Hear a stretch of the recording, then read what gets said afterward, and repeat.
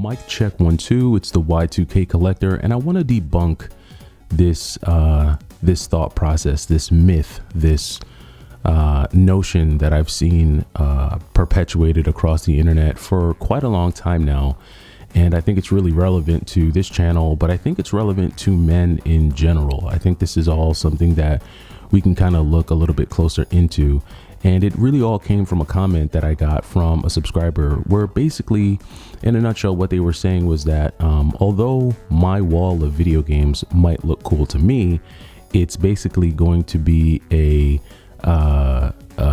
date killer. It's going to cause women to not be into me because women aren't feeling a dude with a wall of video games. And so I wanted to talk about that because you could look at that specifically, but it also leads into a bigger conversation. So first off, I want to respond to that by saying I have no worries in that department because I've been in a long-term relationship for a really long time. So I already have the woman that I want, and she's very much in support of my video game collecting, and she also enjoys video games with me as well as the rest of my family. So that's really not an issue that I have, but I do know that there are men who will have that issue or feel like that might be an issue when it comes to dating, when it comes to finding someone.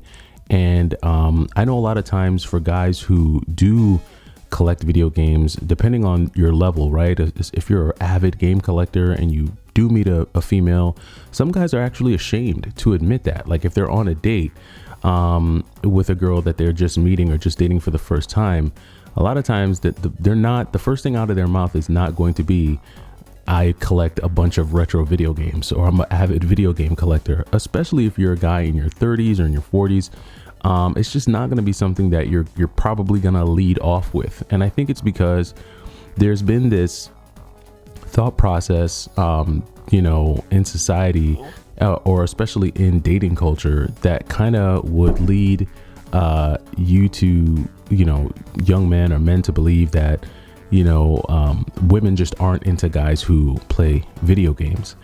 And I kind of want to just pull the lens back a little bit and just start off by saying this.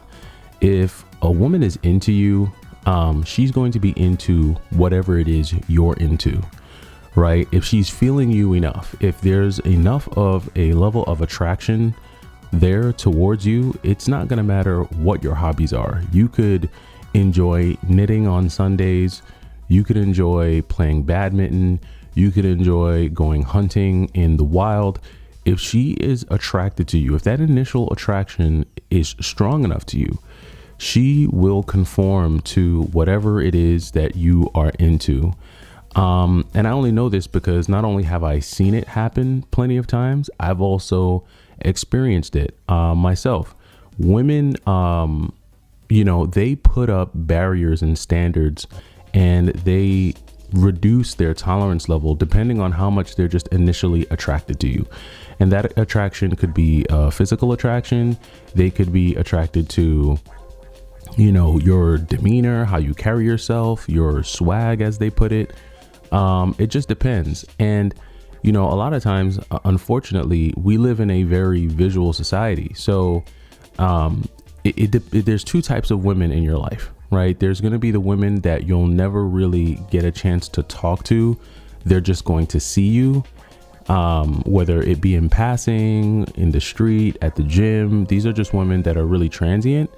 And then there are women who are in your daily or weekly routine. These are women that you find yourself in proximity to at least a few times a week or a few times a month, whether it's because of work or some type of social club that you're a part of. And these two women are going to see you very differently. The women who are transient, the only way that they can be attracted to you is going to be off of what they initially see. They're not able to see you in your element. They're not able to see you, the things that you're good at or the things that you're bad at, versus the women that you work with. If it's someone that's at your job, if it's someone that you're in proximity to, these are women who get to see you in your element. They're women who get to see you speak about things not related to them, things not related to video games. If you're great at your job, just giving you an example, let's say you're a fireman.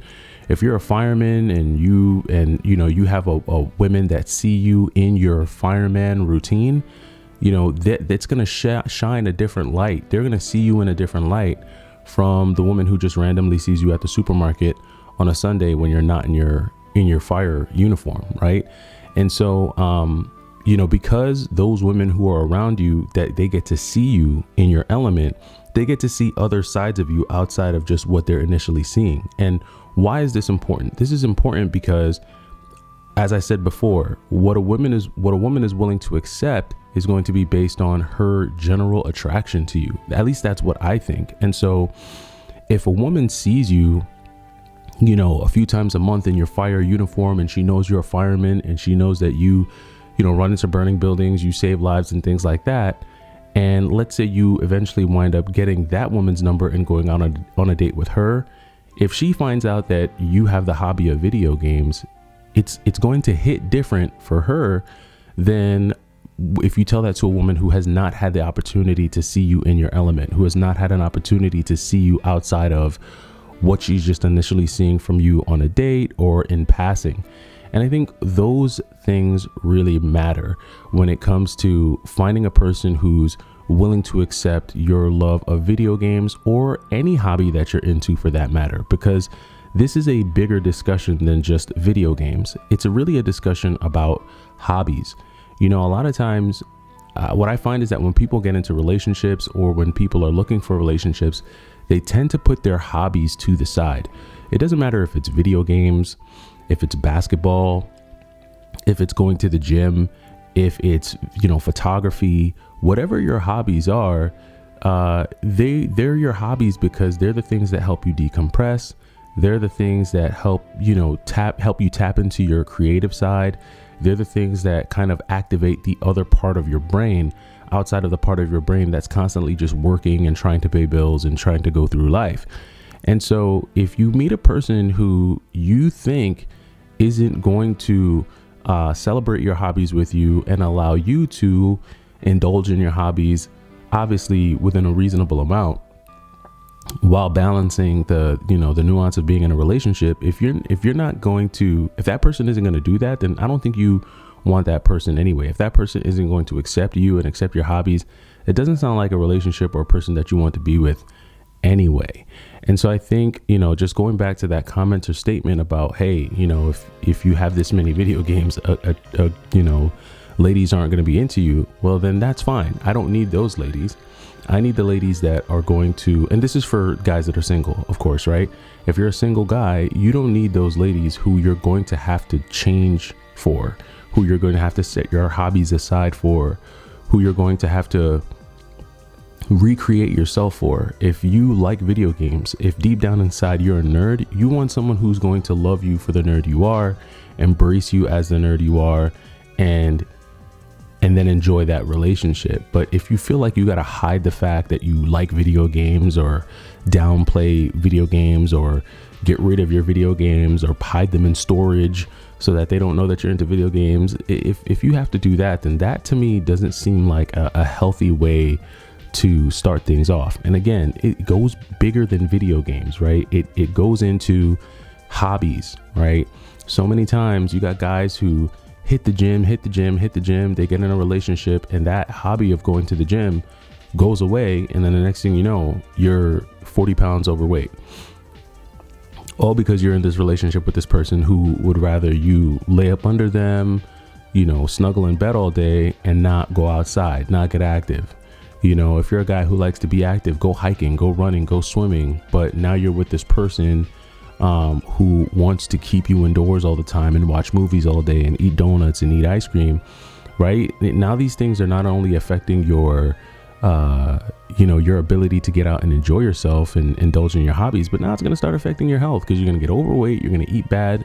And this is why they say, sometimes certain pairings are just unhealthy. So point of this is embrace your hobbies, indulge in your hobbies, and never be ashamed or afraid to express how much you enjoy those hobbies, because either people are going to accept you for who you are and they're going to embrace, you know, your quirks. They're going to embrace your hobbies and the things that you like, or they're not. And you have to be confident enough and okay enough to accept that and say, you know what, they may not like the fact that I play Strider on the weekends, but you know, there's going to be someone who will. And trust me, there are plenty of women out there who love video games just as much as the fellas do. You know what I mean? I can't tell you how many times, you know, how many Mario Kart games have been played, or Mario Party games have been played, or, you know, there's been so many instances where, you know, you have young women who thoroughly enjoy those types of games. You know, are they going to have I seen a lot of girls want to sit down and play Halo? No. Or like Call of Duty Modern Warfare? Probably not. But there's interesting and creative ways to incorporate video games into any relationship, because games are fun. As long as she feels like she has a fighting chance to win, let her win a couple of times. Don't feel like you need to dominate. Don't make, you know what I mean? Don't dominate. Let her win, especially if she's new to video games, you know, and try not to talk them to death about the video games. Do not make video games the center of everything.